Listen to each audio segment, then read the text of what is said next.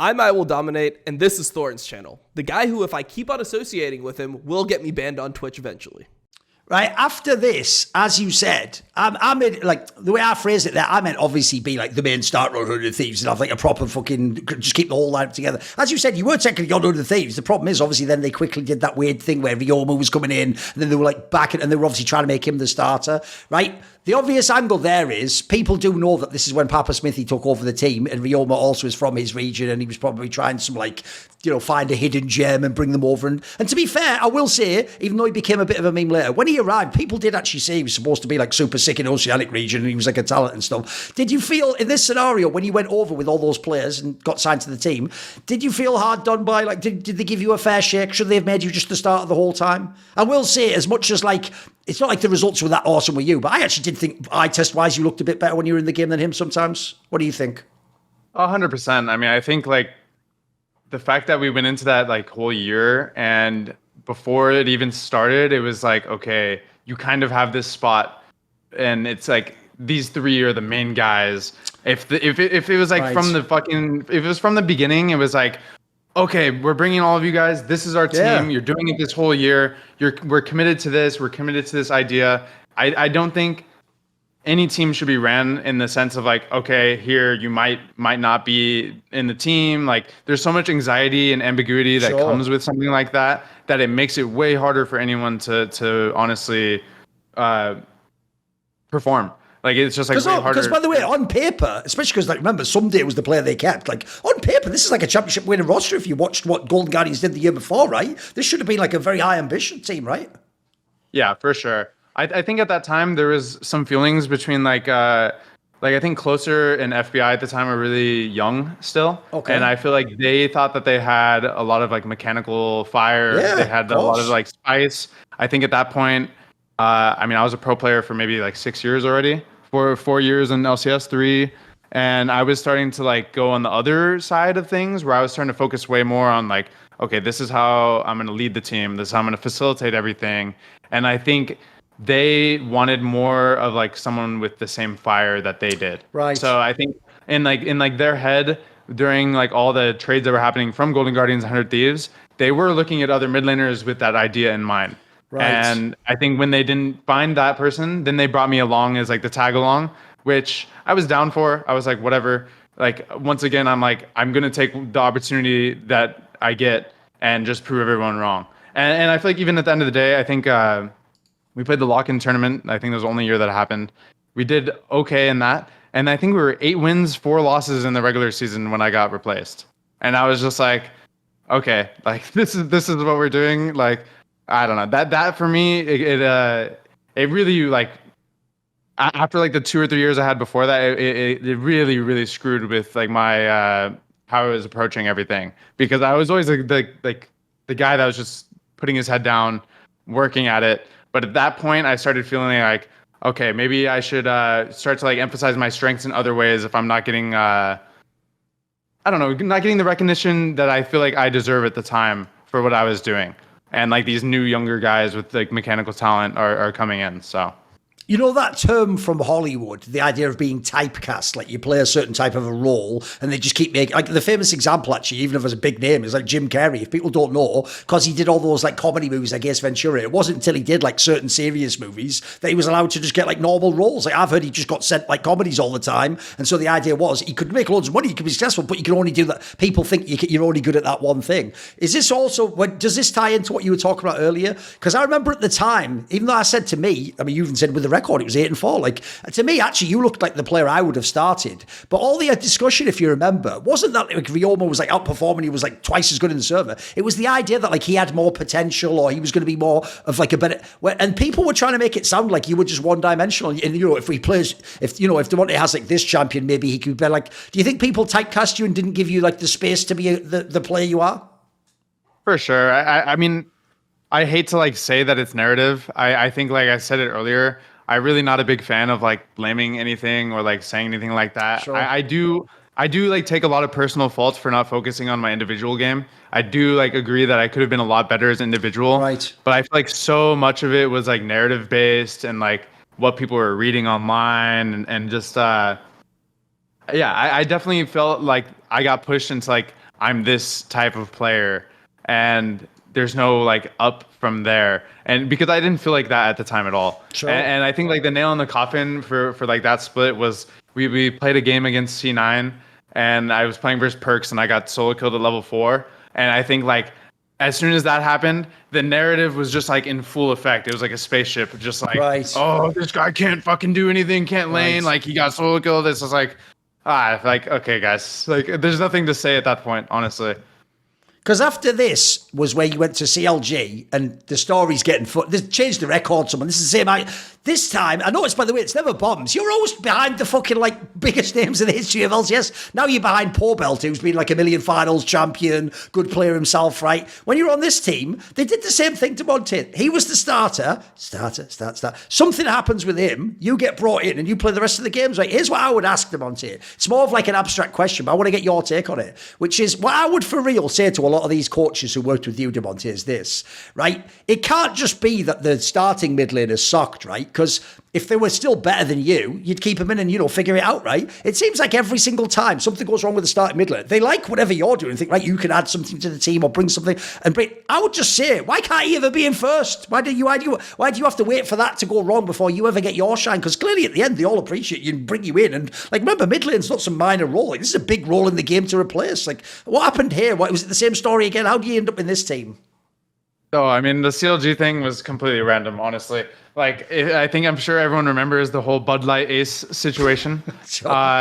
Yeah, the CLG team got Bud Light Ace by their general manager, whatever that video was that came out. Whatever his name. Yeah, sure.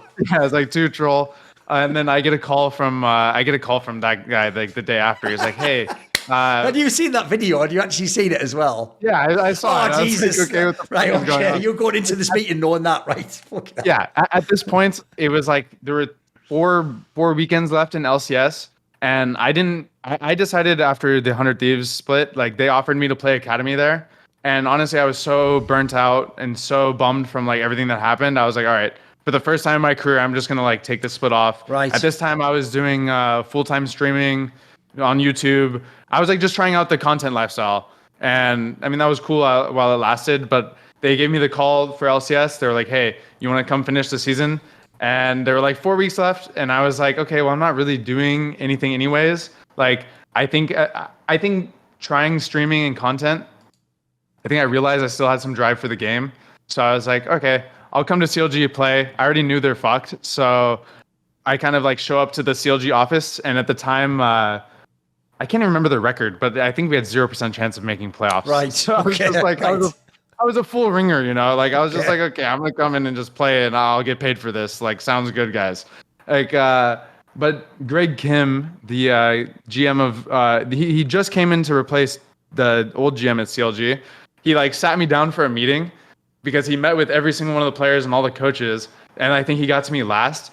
He's like, "So, what do you think?" And I was just like sitting there like laughing because it was just such a fucking disaster. Like everything was such a disaster in the team that me and him just sat there and we were laughing and we're like, okay, we're gonna write it out, and then I'll see you next year on CLG. So I was just like down for that. I was like, okay, let's just do that.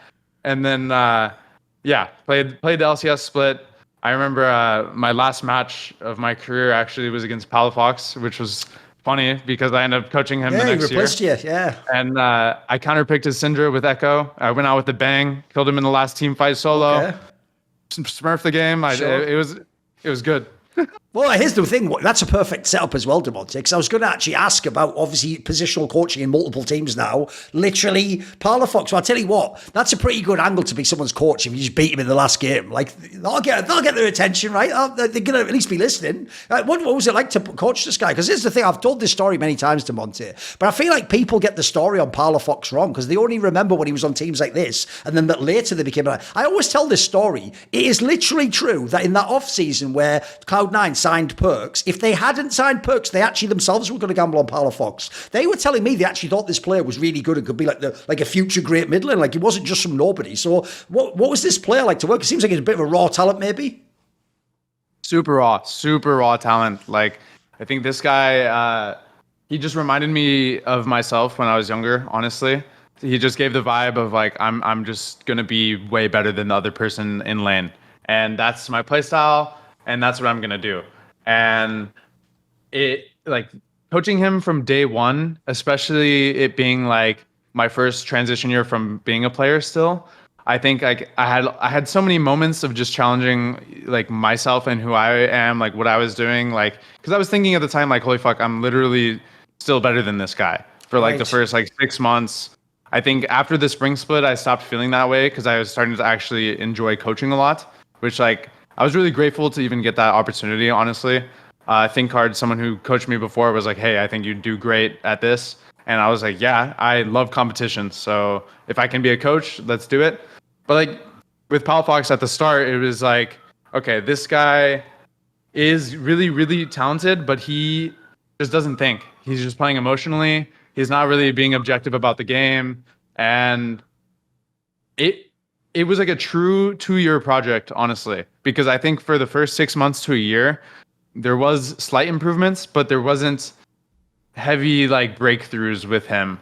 And he honestly taught me so much about what it means to coach as well, because I think at the start I tried so many different strategies with him as a player, because it was such a unique opportunity to be able to just like one-on-one with another mid laner. Sure. That yeah, I feel like there's so many details to the years that like happened. It's also quite rare someone would work with someone for that long as well, right? Like you said, it's not just one split you have to succeed now. You kind of get to really like grow gradually and work on things that aren't just about this next match, I'm guessing, right? Yeah, for sure. I just remember the whole first year, like the biggest thing is just getting him to like base before the enemy mid lane. Right. Like a big thing for mid laners in North America is like they want to base after the other mid laner because they feel like they're like winning lane because of that, and they're going to get more CS. He had to leave first or some ego move. Yes, sure. Yeah, it's like just like really silly shit, and like this is like something we fought over for months. It was like, Christian, like this is if you base here first, like this is what Huni and Lyra taught me that changed like my whole playstyle. You know, it's like when you're ahead, you don't need to like keep destroying the other mid laner. Just like play for your team, get tempo, and spread it around the map. And I think like that simple concept, as simple as it sounds, like you could say it in like one sentence, that is like the biggest strategical difference for a lot of players, honestly. And like that's the biggest gap a lot of the time between these like top Korean, Chinese teams and the North American teams. They just understand that you don't have to destroy the other person individually. You just have to be like smarter than them. But in their case, they're doing both. But yeah. What about, obviously, people remember when this same core of players became NRG and obviously eventually won the LCS, right? Even the way the team won the LCS was interesting to me, Damonte, because even though people remember at Worlds the team was really strong, it kind of powered up really gradually in the LCS. Like, people remember at one point the team was literally getting memed on, where it was bottom of the league, and just remember the whole thing people said was like, they're still CLG because they're counter logic. When they play the top team, they are good, but when they play the back, you remember that meme that everyone fucking still just ran at the time? And it kind of was true in the regular season, but then the team got, gradually came on strong, and then obviously in the playoffs, it felt like everyone leveled up like series after series, and by the time you got to the final, it was really good. How does a team do that? Because normally teams do the opposite, Damonte. They start strong and fall off gradually. They don't usually like gradually power up and peak. So what was this team doing right, or what kind of input do you think you had? I mean, I would start it from spring. I think like in spring, it was not too much different than the summer split for our regular season. We were just middle of the pack doing our best. I think back then is when the culture like really kind of like got established with the team of like what we're doing. It was like this whole idea of like, okay, this split matters, it's important, but we're here for the long run. Unfortunately, for two of the players, they did get replaced between spring and summer, so it wasn't entirely true.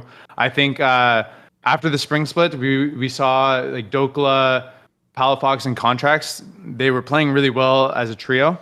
And in the offseason, I think there was an opportunity to pick up like two, honestly, players have been at Worlds before. So FBI and Ignar. Yes. And I think basically as soon as that acquisition happened, we felt like, okay, now if this top three click and we can actually get FBI and Ignar to also play well together, we just went from a middle of the pack team to an actual contender. And I think what we did really, really well as a coaching staff that split. This was the split when we had like the 7 coaches. It was like the most huge coaching roster I think any team's ever had. Oh, it was very bold. And it was very. it wasn't intentional, which I don't know if everyone knows. All right. But because Academy got dissolved in between splits that year from Riot, we brought in Juves and Don't Match Me. Right. Yeah. So originally it was just I think 5 coaches. So like the idea was 3 positionals for one for bot lane, one for mid, and one for top, and then the 2 like head coach and assistant coach. And then it just became like, okay, now we have 7 coaches, so now all 5 players have positionals. So now we have this huge coaching staff. But what we were really good at, and what ThinkCard was really good at, was just like delegating and making sure everyone was actually being useful on that staff. I think they were really he was focused on making sure everyone was actually using their time correctly. So this was at the same time like at this point I was still positional coaching, but I think you know him, Mindbody Esports, Edward Cleland. Oh, sure, yeah. Yeah. So he's like he was like the original performance coach type guy, right? Yeah. Yes. I mean, sorry, I'm kind of going all over. It's all right good. now. It's good. But, You're telling the story how they got there. Keep going. You answer the question. Yeah. Yeah. So I got Edward hired on the CLG team in 2023. So he was a performance coach for that year. And one of the things that we agreed on was like he was going to mentor me that year. Right. So I was going to be his boots on the ground for performance coaching, because at the time I was like, okay, I did 1 year of positional coaching. If I'm being honest, this is not enough of a challenge for me. I just want more agency in whatever team I'm on. I want to have more control of situations. It was very nice to work super closely with Palafox and do this stuff, but like I do want more. It wasn't enough for me.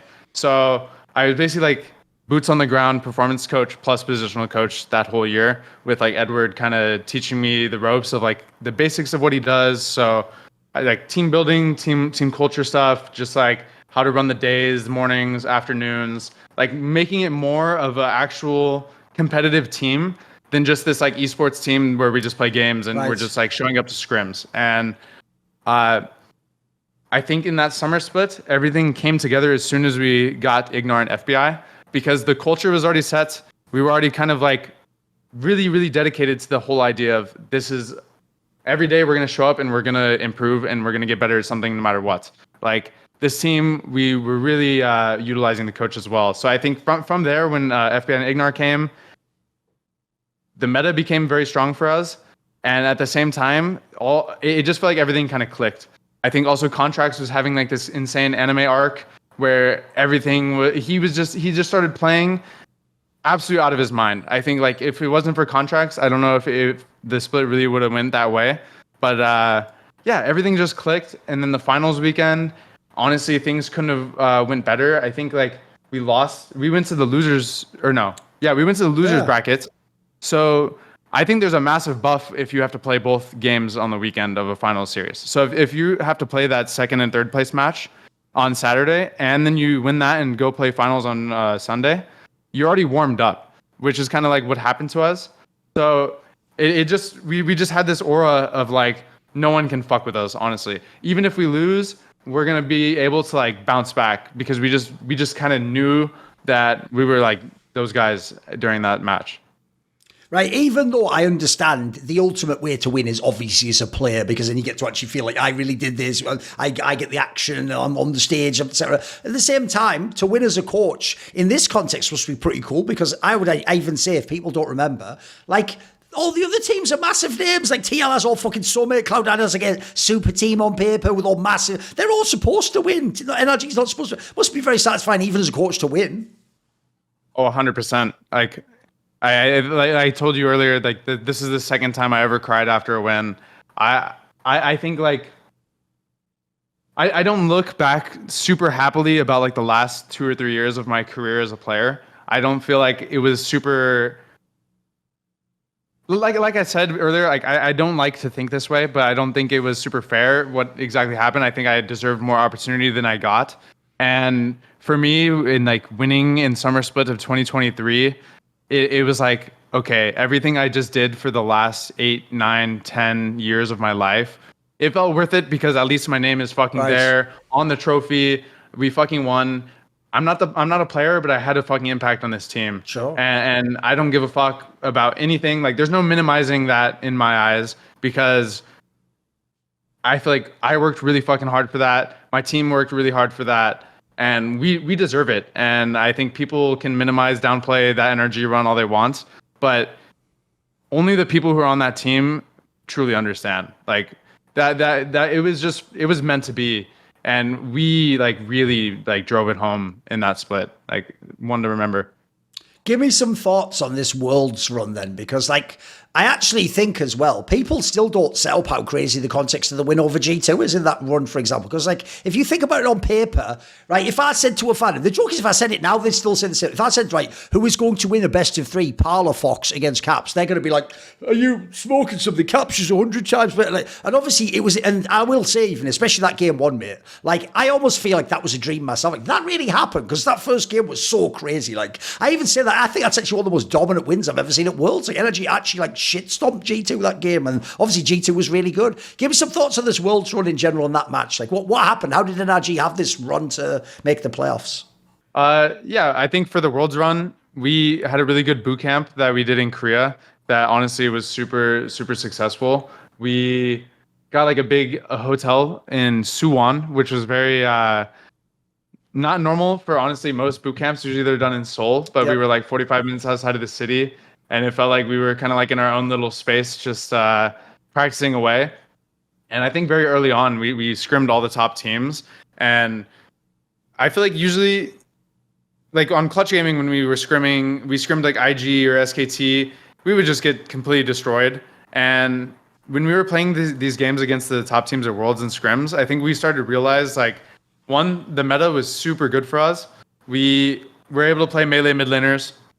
Contracts was able to play ganking junglers. Dokula got to play all of the like bruisers that he wanted to play. And it felt like FBI and Ignar were able to do whatever style that was necessary. So we kind of carried a lot of momentum from the summer split. And we were thinking like, well, we're actually winning games versus like, we won games versus G2 in scrims. I think we won games versus, what other teams? I think we even won a game off of one of the LPL teams, but I cannot remember which one. Okay. But either way, I feel like our delusion was kind of continuing. So we were like, okay, well, it's definitely possible for us to do something in this tournament. And I think once the G2 match like rolled around, I think we were so good at being delusional that it did not matter who we were playing against. We just thought that we could win. And it wasn't like it is fake delusion in the sense of like, okay, probably these teams are better than us on paper, but everyone was so bought into the idea of like, we are going to give it our all and try our hardest no matter what, even if we think like internally we're worse, that no one was like putting that energy out outwardly. So it just like, as soon as we got to the studio and we were playing G2, we walked past them in the hallway, and I don't know what was like going on with the team. I think there was like inklings that they were sick or something. Right. Okay. But I felt the aura from our team. It just felt like we already beat them. I don't know how to explain it, but it was just like, it felt like their team, when you just looked at them, they felt like they just had like the worst, weakest scrims of all time, and were sick. So like I had this feeling like, okay, they look really like out of it right now, and our guys are doing really, really well. Like everyone is like at the studio talking, they're happy. No one's in a shell. Everyone's like ready to play. And I think from game 1, like you said, it was like, I think that was a 20 it was a mega stomp. Yeah, it was crazy. Yeah, I think that was Contracts and Dokula had a crazy game. Even our bot lane or something. I can't remember the exact game. I think it was Palafox Nico. He had a couple good engages as well.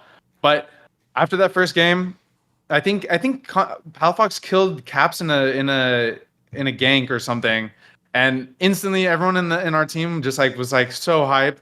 And at the same time, Dokula destroying Broken Blade. After game 1, it just felt like, okay, we are actually better than these guys. And I don't know if it was just a big off day for them. I don't know what it was, but it was definitely an on day for us. So that's kind of like how I felt like that happened. And then I asked this question of ThinkCard about the quarterfinals, which is there's two things to this. One, going into the quarterfinals, obviously everyone thought you actually had a lucky draw. Like, it's about the best like Asian team you could get, because obviously it's just you and all the Asian teams. And at the time, everyone thought Weibo sucked. But now that they actually made the final, like beat the other team, now they look better than people realise. Like, actually, obviously some of their players had a glow up. So what I would say is this: because people on the screen are going to look on Gamepedia Damonte and say, 3-0, they're going to go, who cares? But if you ever watch this, like off the top of my head, I think the first game was pretty competitive. I think maybe even the first two were like not impossible. Like, even though this is a 3-0, like it wasn't like from the second one to the end, the teams had no chance, right? There was a level of competition in this series still, right? Yeah, for sure. I wish I could remember all the details of the tournament. Like, I can't remember the like individual games of this match very well. I think I remember game 3 the most. I think Palafox played Yon, and it was just a complete disaster. So that's probably not the best one to remember. That's what you just remembered at the end. Okay. Sure. Yeah, but I feel like I don't remember them being too close, honestly. I just kind of felt like maybe it was just early on. I'm thinking on one match or something. Could be. All right, I'll pivot to another question then. Here's what I would ask you, Damonte. A theme in this interview has been this idea that you call it delusion. I would just say like putting yourself in a mind state where anything's possible or something, you know, or even if you're the underdog, obviously you don't just give up because you're the underdog. You try and win and activate the underdog aspects and see if you can get whatever to work, right?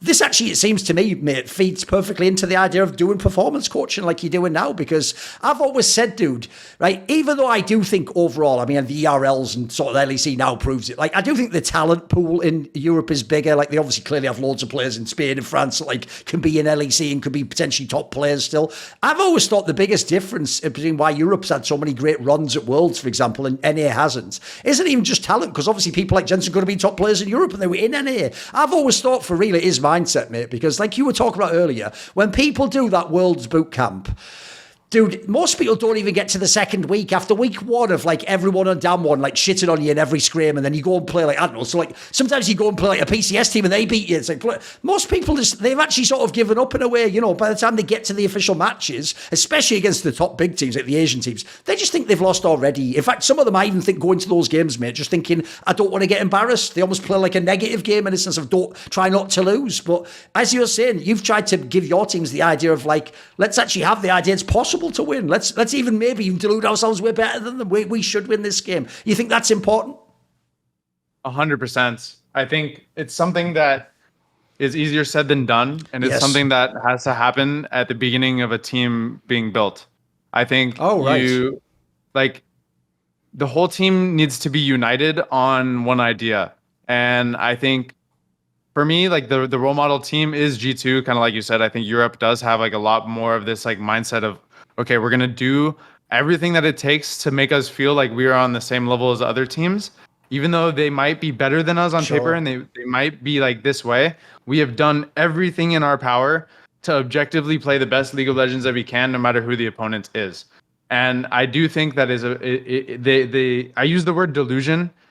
I think kind of like you said, like making yourself like think about it differently is like, it's so necessary. And I think even it goes even into like your own region as well. Like when we were talking about, oh shit, you're playing versus Bjergsen, he's like the faker of NA.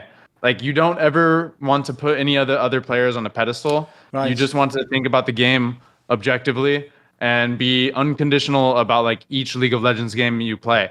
That's something that I always drill into the players that I work with now, is that you want to approach League and you want to approach your teammates, you want to approach your coaches as unconditionally as you can. And you want to pull up to all of the situations, whether it's VOD review, in-game, talking outside, in a way that you are not doing it because of any reason other than you want to be the best version of yourself and have the best team that you can do. Because I think a lot of people, they get stuck in reacting to how others are. So someone might be explaining to them, or so someone might not be having a good game in scrim, so they're not going to like help you the way that you want them to. So instead of like you reacting to that, like, oh, this person did this, so I'm going to do this. I push everyone to like really try to just do the correct thing every time, no matter what, even if it means like your player or your teammate isn't following that or whatever. Like you just want to unconditionally play the best league you can, be the best teammate you can. And if you're doing that, your teammates will follow you. And that's like all you can really ask of a player and coaches, in my opinion, is like just being objective about the situations. You can be delusional in the sense that you have to think that you can win no matter what. Because if you're not, then I don't understand like why you're competing if you don't think you can beat anyone. Right. Obviously, people will know last year, 2023, had its own like economic reasons as to why the NA region was in a tough spot. I mean, famously, that split that you won was even the one where obviously there was a walkout. The split didn't even begin at the beginning. It like took a few weeks, and people wondered, like, who knows? Is Riot going to shut LCS down? There was all sorts of crazy rumors going around at the time.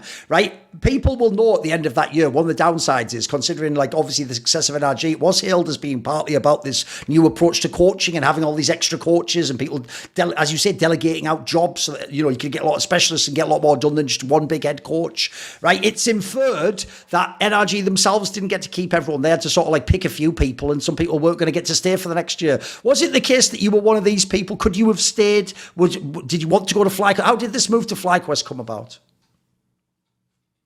Basically, I was basically told that I have to take a pay cut, and like at the time I told NRG, I was like, I gave them the same offer that I gave FlyQuest. I was like, hey, I'll keep doing positional coaching. Well, it's not the exact same offer, but I told them, hey, I'll do full-time performance coach and continue doing positional coaching if you guys are going to keep all the other coaches the way they are. I mean, for me personally, I think I still am like interested in being a head coach of a league team. I still play the game every day. I'm still very dedicated to it. I think I see this performance coaching avenue as one, it's like a long-term option for me to kind of like learn and grow into, and kind of like give me the backbone of coaching that I think a lot of people in esports don't actually have. So it's like one of the reasons I really value my relationship with Edward Cleland, because I think he's like this older guy who has a lot of experience, and he can give me so much perspective on what it means to truly coach. And yeah, either way, I told Energy told me like, okay, you're not going to be able to be the performance coach. We don't want to pay for that. And also, you have to take a pay cut if you want to stay. So I was kind of just like, okay, well, I don't really want to take a pay cut. And I feel like I'm not going to be too happy if I'm just doing the exact same job next year as I'm doing this year. So I kind of just took a gamble, and I was like, okay, that's fine. We like mutually parted ways. And I reached out to all the teams in LCS. I was like, hey, I have done all this work for performance coaching. I've built out a lot of back end stuff. I really just like put my head down and tried to like really put all of my ideas on paper. And I kind of showed Andrew and Papa Smithy that from FlyQuest, and they were like, wow, this is really impressive. And they were like, yeah, come, you do your thing. I think a really cool thing about this job right now is I'm basically building it the way that I see fit, which I absolutely love, because I've worked with plenty of performance coaches in the past as a player. I think a lot of the players, for the most part, I think a lot of the performance coaches don't have like a great reputation. I think a lot of it. Yeah. Some people think it's nonsense, right? A lot of players think it's kind of whatever, right? Oh, 100%. And what I told Papa Smithy and Andrew, I was like, hey, so a lot like there's going to be players who just don't want help. Sure. And you guys have to understand that if those players don't want help, I am not going to force them to do anything. And because I feel like a big thing is, as soon as he's like, I've dealt with it as well. Like the performance coach will come in, he'll kind of just spit at you these ideas of what he thinks the team should look like. It doesn't feel like he's integrated. It just feels like he's this guy who's kind of like barking at you, or he's kind of just like trying to tell you this is the way you should live your life. Where I think it's much more sophisticated than that. And it's much more of a integration with the team and like big picture stuff with the coaches versus just like the performance coach comes in and tells a player to breathe for 5 seconds. Like there's just like way more than that, you know? Right, I'm going to ask this question in a BM way because that is my brand. But obviously you answer however you like. It's up to you, right? Even though this will sound horrible, because in theory you're actually supposed to be like an authority figure and a more mature person. I just as a person, this will be my question. In light of the story you just told me, Damonte, if you then go to FlyQuest and NRG looked a lot worse and they didn't do very well, they didn't obviously weren't like a deep team in the fucking playoffs or anything. Meanwhile, you guys were in the final and could have won the championship. Did that sort of make you think like you were vindicated, like maybe they made the wrong choice or they didn't value you enough? What do you think? For sure. I mean, I honestly knew that they made the wrong choice. It's just like the team has no more hearts, is what it feels like from the outside. Right. It just doesn't look like they're a team anymore, which is really sad. I'm really close with like that whole team still. Like obviously we're like enemies, but like yeah, the team just doesn't look like they have any soul in them left. They're just like show up, play the game, and go home. And I think like for FlyQuest, it's like honestly the opposites. Like this group of guys that like I stumbled upon, like working with some of these players is just so incredible. Honestly, it's like a whole 180 from CLG NRG era, where a lot of those guys are younger. Because like now I'm kind of getting thrown into a team with like older guys like Bwipo. And so, I mean, it's funny calling them older because they're still young, but sure. More like veteran players. Yeah. What about, obviously, one of the curious aspects is now you ended up actually coaching Jensen, like actually one of your old rivals who you played against. Was that an unusual vibe? What was it like? Did he mesh? Did he connect? What was it like? Yeah, I mean, so I'm not doing like I'm not doing positional coaching for FlyQuest, so it's not like right, okay. Yeah. It's like my full job is like I thought you were doing that as well. You only do the performance coaching for this team, right? Yeah. So for FlyQuest, I'm actually helping the Counter-Strike team, the Valorant team, and the League team. Okay, right. Yeah, so yeah, I just got back from Dallas for a Counter-Strike tournament, which was absolutely badass, by the way. Sure. Like exploring stuff outside of League was amazing. Sure. But yeah, I mean Jensen, he's a professional, you know, and he knows exactly who he is and he knows what he can get away with, and he's gonna keep being Jensen until he's dead, you know. Oh, of course.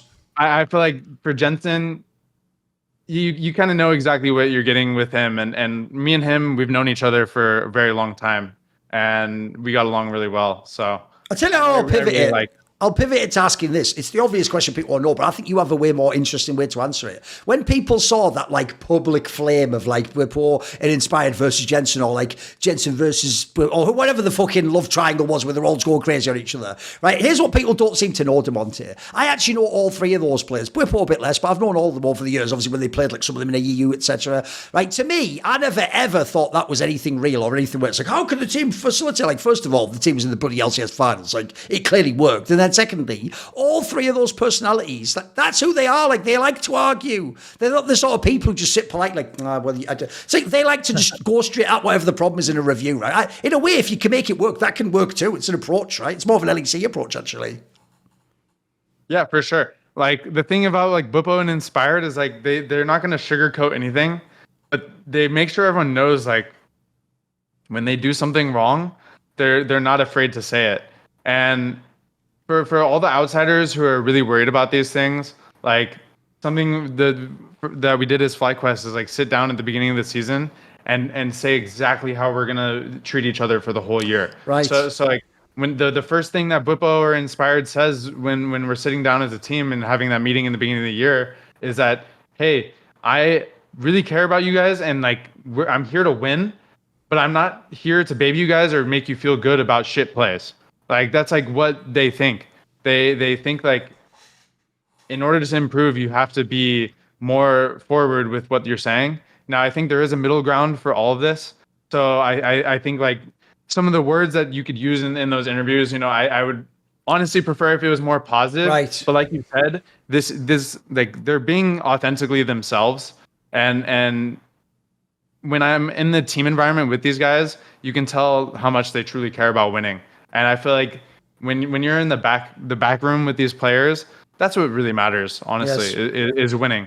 Like that's what competition is. It's like it's X's and O's. It's not. There's no tying. It's nothing like that. It's we're all here to get paid and to win. So in this spring split, people will remember that before the final, this team was the favourite to win. You'd already beaten all the other teams, including Team Liquid, and obviously the way you clapped Cloud9, everyone was actually thinking, first of all, you're going to play Cloud9 in the final, you're going to beat them again. The championship's coming at FlyQuest now, right? People will know, we're not going to get into the side tangent, there was an extra reason why one of the coaches couldn't be involved in the final, which obviously, look, if there's a strategic coach, it'll have some effect, of course. I mean, that's the person game to game, might make adjustments, etc., might help you come in with your prep, right? It can't only be that though, right? What would you say, what went right in this split, what went wrong? Still a successful split overall, right? Oh, for sure. I think we exceeded our expectations, probably. I don't know exactly from the management perspective, but I thought it was pretty good. What went right in the splits? I mean, honestly, I feel like the regular season was carried a lot by just who these players are from before. So, like, I think Jensen, for one, had an amazing regular season. I don't think we would have been nearly as successful as we were without Jensen in the regular season. For Bwipo and Inspired, I think they're generally the same players most of the time. I think Bwipo is a bit more up and down at times, but he's like very good at like kind of knowing where he's at within his like mind state and like the game. Right. I think you could really tell during that finals match that he lost himself a little bit and exactly what he wanted to do.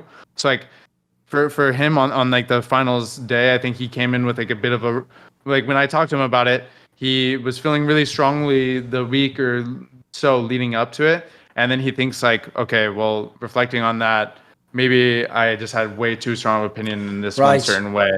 And then I think for the bot laners, like Masu, in my opinion, I've never met like a rookie player who is more of a like professional. It's honestly incredible how this guy holds himself. I think he's 19, and when I talk to him, he's just like so. He just doesn't care about anything external. He's just so like dialed in on exactly what makes him good. So like, if we talked again and it was like 4 years from now, I wouldn't be surprised if Masu is like honestly a superstar. Right. Now I think he needs to develop a lot more on like he's not like if it was today and you were to call Masu a superstar, it'd be purely just because of his gameplay. Yeah. Like I think he doesn't talk much, but he's like very, very impressive mechanically. Sure. And I think Busio is like almost the opposite of Masu in that way, where like Busio is like starting to become really talented at like facilitating. And I think he has had a very transformative like spring and MSI because he got a lot of backlash and he maybe didn't play the way that he wanted to. So I don't know. I feel like the spring split was a success overall, even though like the whole finals weekend was very, very hectic for us. Right. You mentioned it earlier, so I want to ask more explicitly now. When you say that you're working with Edward Clell and Mindbody Esports, if people don't know, I've done like a whole interview with him. He's someone where I would just say his fucking track record is unbelievable, mate. Like, he's been with loads of orgs, because not a lot of orgs actually saw the long-term vision. They brought him in for like a year or a split. But the amount of times, mate, in multiple games, he's done it in CS as well, the amount of times in different games he's come in and then they basically win the championship that year, it's ridiculous. Like, if people don't know, go watch my interview. He actually has on his resume something mad, like 5 or 6 championships in like not that many years, like 3 or 4 years. So clearly the results are showing there. But as he alluded to, I don't actually know that all the orgs necessarily know what they're getting from him. Like, I think they brought him in, they liked it for a while, and then for whatever reason, they changed their mind, right? So, as you're saying, it's obviously a field that, like, even though people have heard a lot about the idea of, like, support staff like that, and having a sports psychologist is the famous term people use, etc., I think people still think of it very reductively as, like, it's one guy, and he just sits there, and people really think it's like a therapy session, and you're on a couch or something like, what's as you're saying, it's more like having conversations and building a relationship with the person, knowing the temperature, where they're at, even what their headspace is, some of the stuff that's going on in real life, right? Can you give me some sense, like, what are some of the things you think you've learned from this guy, or what impressed you or influenced you about him? Because I have to say, I found it seems like he's a very, very adept person in this field. Yeah, for sure. I mean, when I first met him was actually when I was still a player on 100 Thieves. They hired him back then. And like on an individual level, Edward, he just makes you feel like an equal entirely. I think it's very rare to run into someone who is older and wiser who still will like make you feel like you're equal to them. And I think for that's like a big thing at the start of a lot of those relationships with Well, like that, like at least for him, like that really struck me as like, wow, I feel like he doesn't have any kind of ego over me just because he's older than me, but he is like has so much information and knowledge to share with me. So he made me feel really like that was a super important part that I try to carry a lot with anyone I speak to, honestly, not just at work. I mean, diving deeper, I think Edward, I mean, he's a spiritual guy. He definitely has his ways of like dealing with mental health, his own the Edward Cleveland way, and might not work for everyone. Worked really well with me, and like I understood. I'm like very open to like the perspectives that he has. It's just very it's very different than anything you really run into when you're talking to, I would say, like traditional like sport psychologist or something like that. It's more of like his own holistic like approach. All right. I think outside of just like the individual relationships that like Edward builds with the players and the coaches, he also taught me, and this is one of the biggest things I think I've brought to FlyQuest, honestly, is just like the idea of structure, idea of how the team is like ran, how we are approaching practice, how we're ending practice. All right.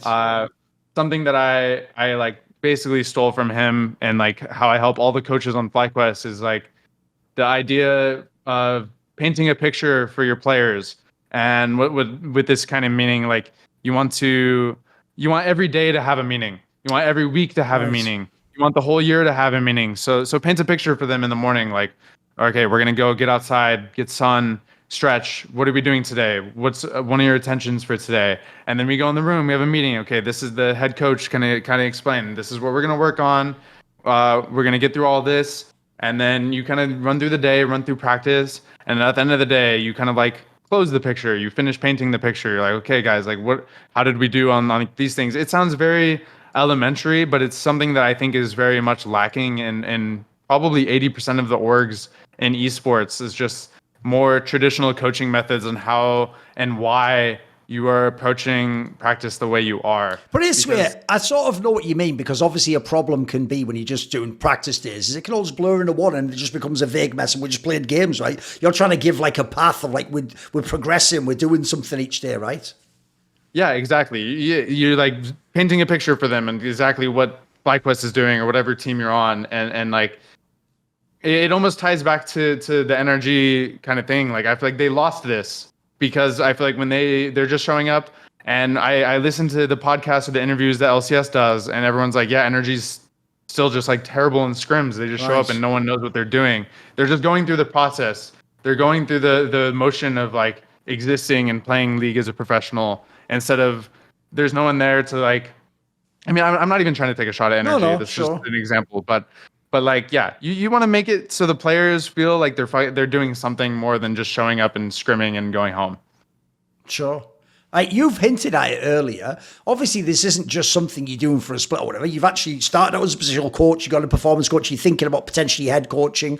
Does this mean this could be like an entire career in itself? Like if League, look, no one can really know, as I alluded to, people thought maybe LCS would already be dead. And obviously, it's going to become the Americas, whatever the fuck, next year. Like, if League does continue, though, and it's a real thing with like a proper salary and you can have this job, etc., you could be a head coach, whatever it might be down the line. Do you see this as something like in 5 years, Damonte could still be working in this region, etc., doing the same game if it's still around?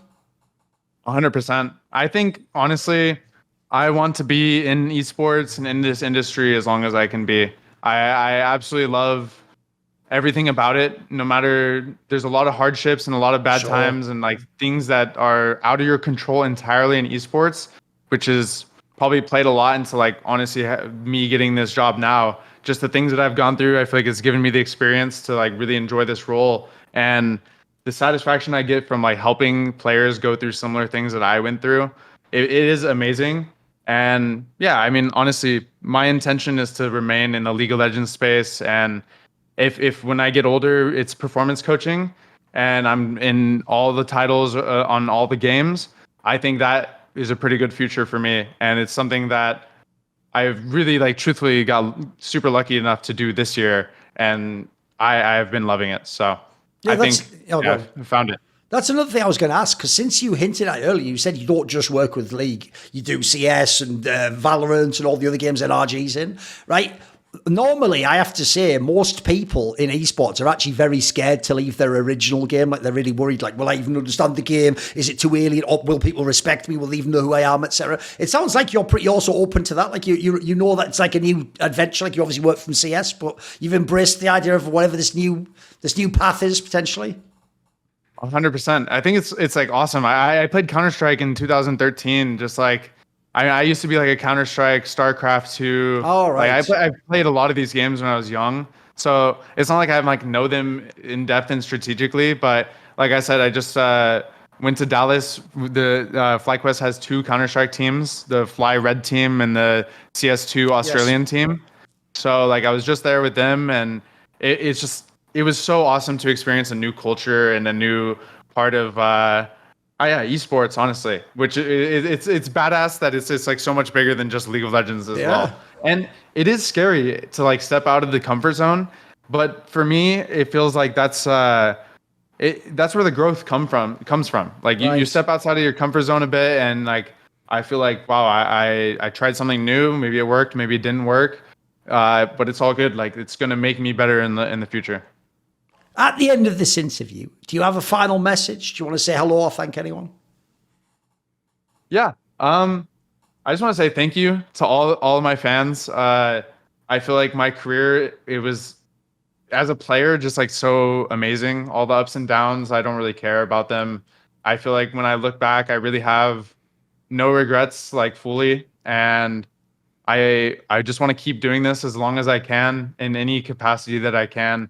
I fucking love this stuff. So I'm sure you'll see me around a lot more, but I just want to say thank you for like anyone who like has really done the extra stuff to support me, especially any of the people in my Discord, follow me on Twitter, like all those people who like actually interact with me. You guys are amazing. And I probably wouldn't enjoy this as much without you all. So yeah, thank you. Don't you know I'm still standing better than I ever did? And that's in part thanks to my Patreon community, the Illuminati. So this video was kindly supported by Frisky, Matt Pugnaccio Racula, Ahmed Haju, Jensen Go, Tobias Bernasconi, Adam Tomlin, Animosity, Toucan, Tosh, and you know it if you've ever seen my videos before. If you don't get to know it, because a special thanks goes out to my main man, Jerky's Minion. Why not ask a question for my video AMA? Do you want to suggest a topic or a guest? Maybe you want to see who the upcoming guests are on my shows, on my interviews. Or do you want to be part of one of those lengthy esports discussions where you set the table of topics? Well, if any of those perks or others catch your fancy, put your money where your mouth is and join the Illuminati today, where? Via the Patreon link in the description box.